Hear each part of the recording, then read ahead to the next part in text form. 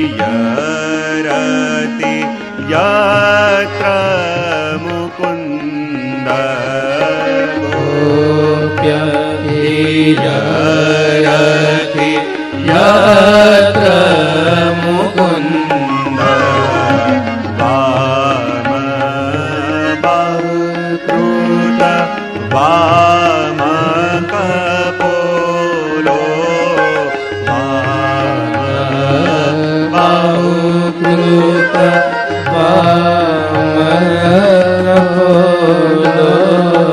वल्गीत भ्रू अधरार्पित वेणु वल्गीत भ्रूरधरार्पित वेणु कोमलाङ्गुलिभिः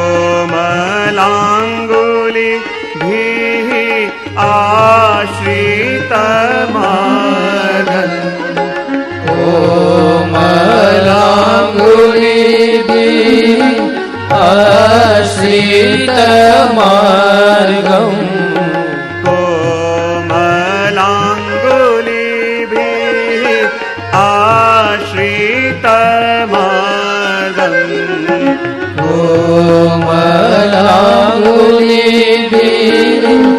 आश्रितमार्गम् गोप्यतीयरति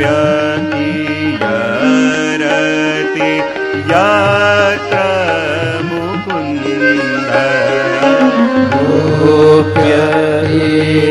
गोप्यतीयरति यत्र मुकुन्द वाम बाहुकृत वाम कपोलो वाम बाहुकृत वाम कपोलो वाम बाहु कृत वाम कपोलो वल्गित भ्रुः अधरार्पित वेणु कोमलांगुली भी आश्रित मार्गन गोप्य ઈયરતિ यत्र मुकुंद।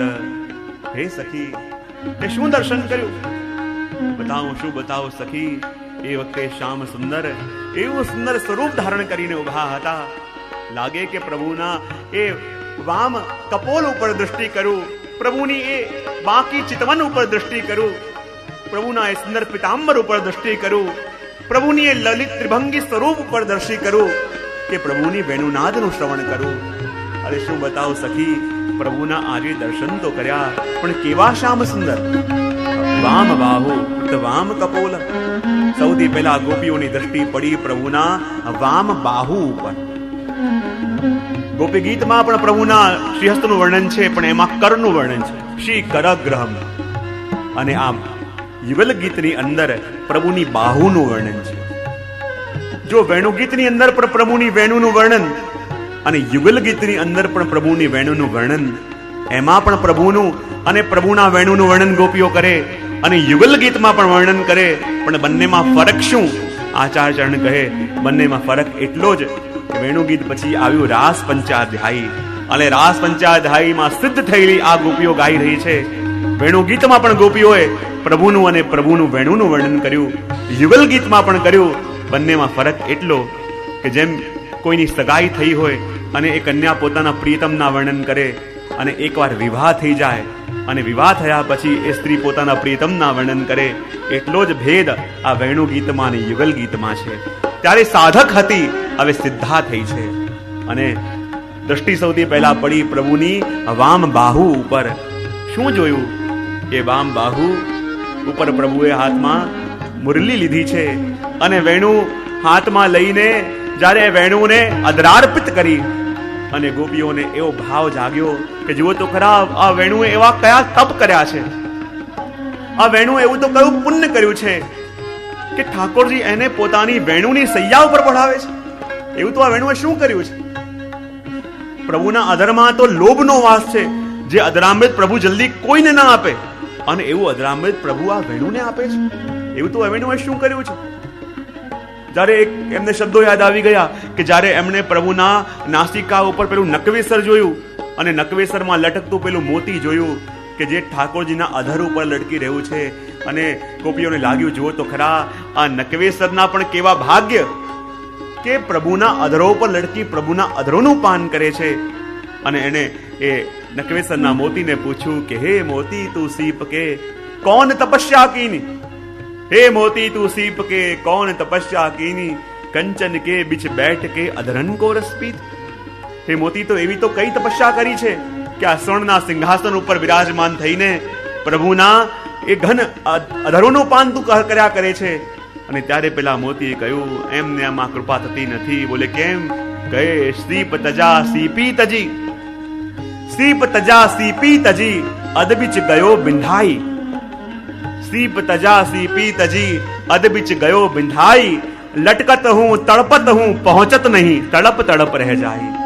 યુગોથી પ્રભુની નાસિકા ઉપર લટકી રહ્યો છું, પણ હજી સુધી એ અધરો સુધી પહોંચી શક્યો નથી. અને યુગો યુગોથી પ્રભુની નાસિકાનો આધાર લઈને જે બેઠો છે એ મોતી પણ પ્રભુના અધર સુધી પહોંચી શક્યો નથી.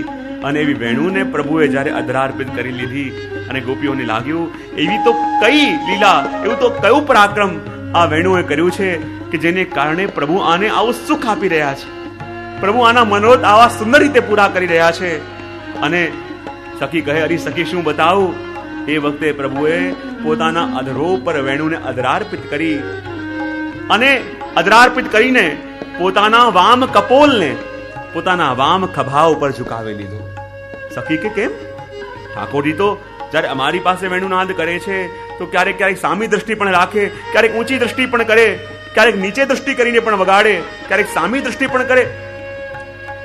જ્યારે આ ચૈત્ર માસમાં પ્રભુએ વેણુનાદ કર્યો, એ વેણુનાદ કોના માટે પ્રભુ કરતા હતા? અને સખી શું બતાવું? જ્યારે પ્રભુ પોતાના અધરો પર વેણુને અધરાર્પિત કરી અને વેણુ વગાડતા વગાડતા જ્યારે વામ કપોલને વામ ખભા ઉપર ઝુકાવી લે અને વેણુનાદ કરે, તો સમજી લો હવે આપણી ગોપીઓની ખેર નથી. ઠાકોરજી આપણી ગોપીઓ ઉપર આ સ્નેહનો ફંદો નાખ્યો છે અને આમાંથી આપણે કોઈ ગોપીઓ બચી નહીં શકીએ. અને જ્યારે પોતાના ગોપીજનોને મોહિત કરવા માટે પ્રભુ વેણુનાદ કરે તો વેણુને અધરાર્પિત કરી અને વામ કપોલને વામ ખભા ઉપર ઝુકાવે. જ્યારે પ્રભુ વેણુનાદ કરતા કરતા વેણુ અધરાર્પિત કરીને દક્ષિણ કપોલને દક્ષિણ ખભા ઉપર ઝુકાવે તો પુરુષોને મોહિત કરે. જ્યારે વેણુનાદ કરતા કરતા દ્રષ્ટિ સીધી રાખે, મુખ સીધું હોય, સર્વજન મોહિની માયા પ્રભુ ફેલાવી દે.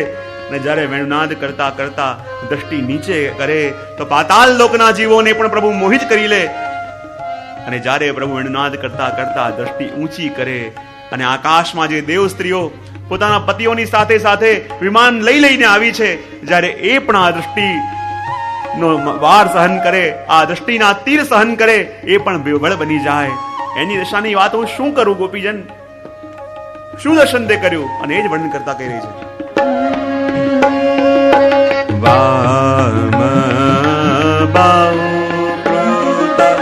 વામ કપોલો, વામ બાહુ કૃત વામ કપોલો, વલ્ગીત ભ્રૂરધ રાપિત વેણુ, વલ્ગીત ભ્રૂરધ રાપિત